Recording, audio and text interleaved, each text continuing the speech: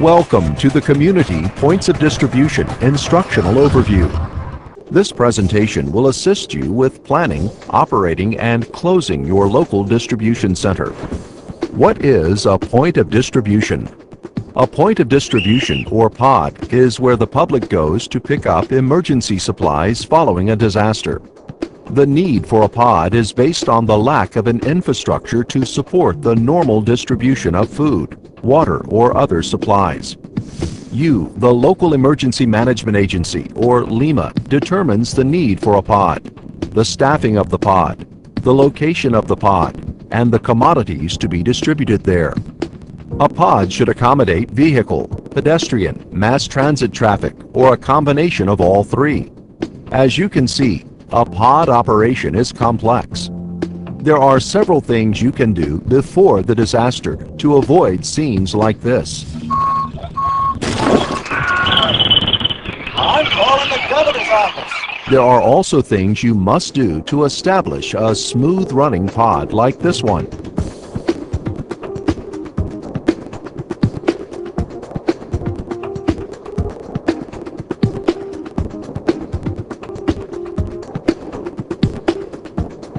Foremost in planning is to identify potential locations.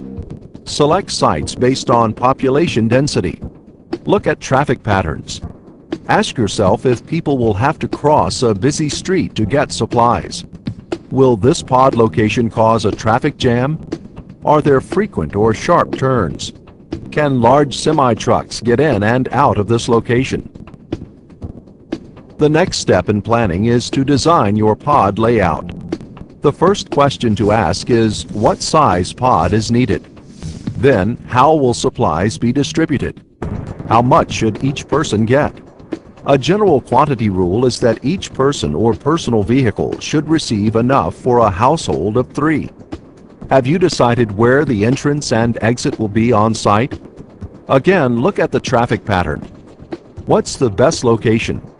Will emergency response vehicles have easy access?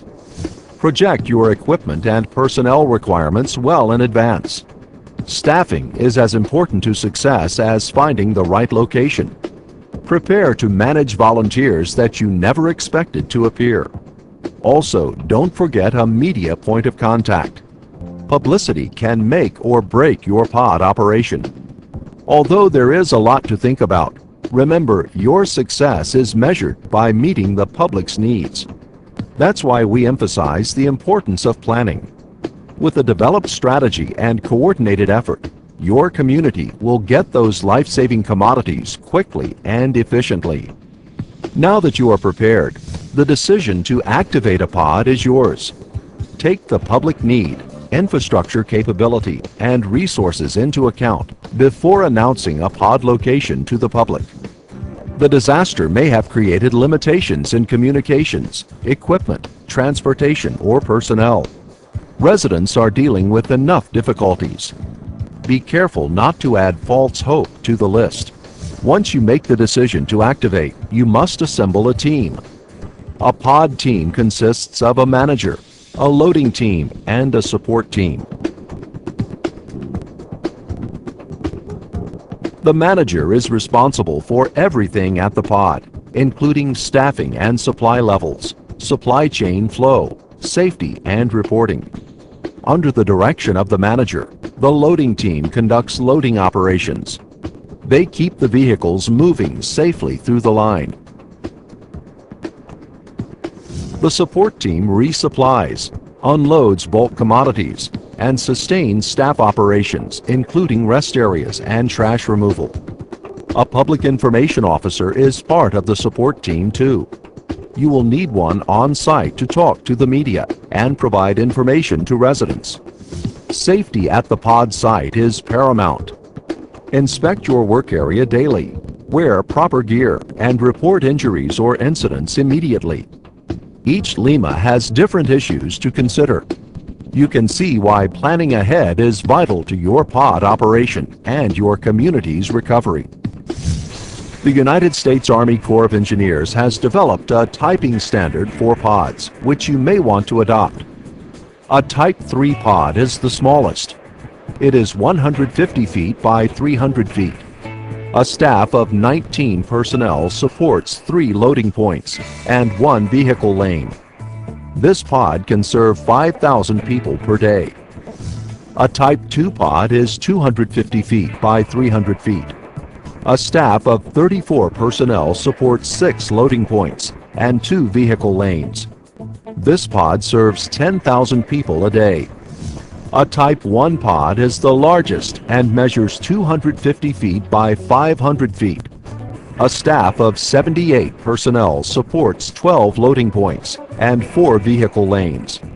A Type 1 pod is only used in large metropolitan areas, and it serves 20,000 people per day.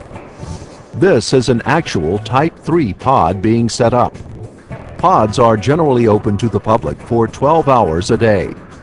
Recommended hours are from 7 a.m. to 7 p.m. Shutting down for resupply from 7 p.m. to 7 a.m. is a good practice. During this time, staff numbers decrease. This gives your personnel and volunteers a break. This also reduces the amount of time the pod is open to the public in low light conditions. Now the pod is ready to open. A vehicle enters the pod through a 12-foot wide lane marked with traffic cones. The traffic controller stands at the front where everyone can see him or her and signals a vehicle to stop.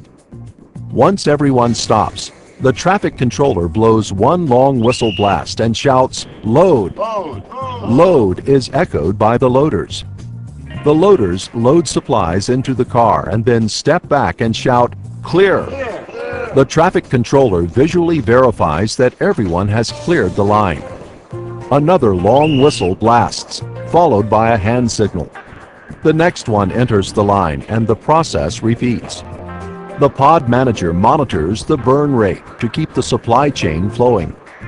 The consumption rate is reported to Lima each day. Once the disaster winds down, these inventory reports validate costs and are used to recoup costs. When recovery has reached a point where the local community can sustain itself, the pod will close. Make sure you give an advance notification of closing. Let Lima, the property owner, and the public know 24 to 36 hours before you shut down operations. Have a plan in place of where to send anyone who shows up after closing. Some people may still need help. Make sure the site is completely clean when you leave. This maintains goodwill with the owners, so you can use their site again should the need arise. An overview of the pod mission has been provided. It's now up to you as the local emergency manager to plan, organize, and exercise as a team. Start today. Share your knowledge of the importance of the pod mission with your government and private sector partners. Your community is counting on you to be able to get life-saving resources to them. Thank you for taking the time to review this video brought to you by the Federal Emergency Management Agency, Emergency Management Institute, and the United States Army Corps of Engineers, Readiness Support Center.